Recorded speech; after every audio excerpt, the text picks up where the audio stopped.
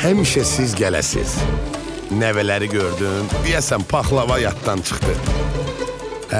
Balaca, paxlavanı biraz gözləməli olacağıq. Maraqlı yanaşmadı. Ay sağ ol, bunlar əsl tonqallıqdır.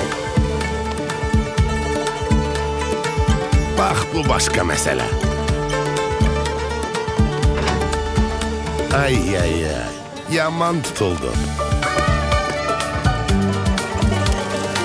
Ağırlığımız, uğurluğumuz otda yansın. Dayı da əli dolu gəlibmiş ha.